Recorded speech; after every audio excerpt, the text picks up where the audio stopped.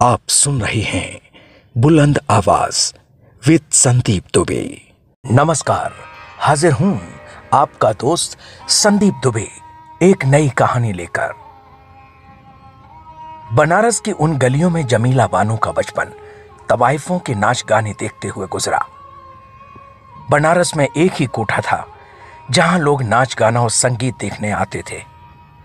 ये बात है करीब आजादी से पहले की, जब सिर्फ कोठों पर कलाकार होते थे।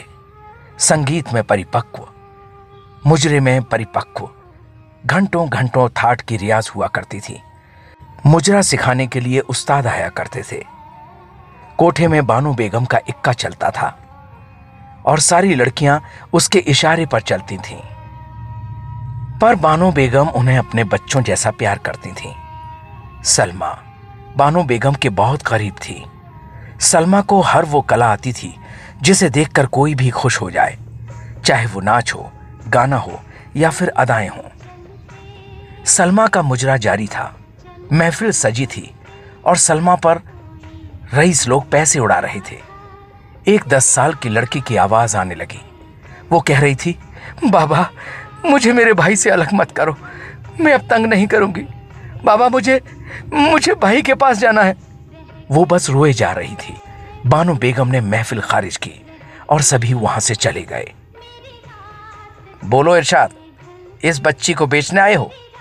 उसने कहा। हाँ, हमरा एक ही लड़का है और उसकी तबीयत बहुत खराब है। उसको बचावे खातिर हमरे पास पैसा नहीं है। इसकी माँ भी मर गई जब ये मनहूस पैदा हुई तब। अब इसको रखो और हमको पैसा दे दो, हमरे बचवा का जान बच जाई। उसने मनहूस बोलते हुए उस छोटी सी बच्ची की पीठ पर जोर से मारा और वो बानो बेगम के पैरों में जाकर गिर गई। बानो को बुरा लगा, पर लड़कियों के साथ ऐसा सलूक उसने पहली बार नहीं देखा था। उसने उसके बाप को पैसा दिया और बोला, सुनो, दोबारा आसपास भी मत फटकना। वो बच्ची मिन्नतें करते रह गई, लेकिन उसका बाप चला गया। 2 दिन तक उसने उसका नाम तक नहीं बताया, तो बानो बेगम ने उसका नाम जमीला बानो रख दिया। बानो बेगम उसे अपने बच्चे की तरह रखती, उसे कभी भी किसी काम के लिए जिद नहीं करती। धीरे धीरे जमीला उस माहौल में ढल गई और नाचना, गाना, बजाना सब सीख लिया। अब सलमा की जगह महफिल वो जमाती थी। उस कोठे पर कालू 10 साल की उम्र से काम करता था। जमीला को वो बहुत मानता था, क्योंकि जमीला बहुत कम उम्र में आई थी, तो सब उसे बहुत प्यार करते थे। एक दिन जमीला की तबीयत कुछ ठीक नहीं थी। आज उसे मुजरा करने का मन नहीं था। उसने कालू से पान लाने को कहा। कालू ने उसे पान ला कर दिया। वो पान खा ही रही थी, उसकी नजर उस कागज पर पड़ी जिसमें चूना लिपटा हुआ था। उस कागज के टुकड़े में एक बहुत ही खूबसूरत शायरी लिखी थी।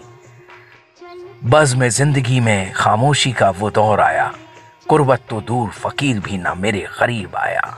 ये नगमा पढ़कर जमीला के रोंगटे खड़े हो गए। जमीला बार बार पढ़ती रही और उसके दर्द को मानो अपना बना लिया।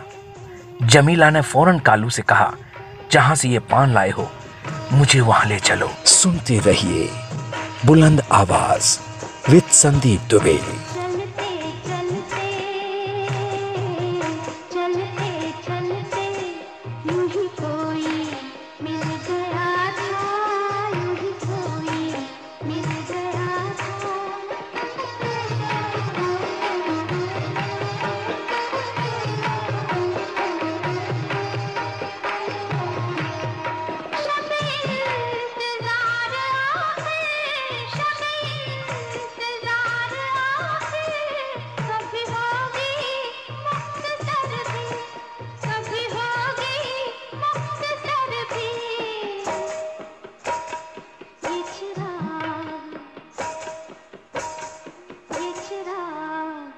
बुझ रहे हैं ये चिराग, बुझ रहे हैं।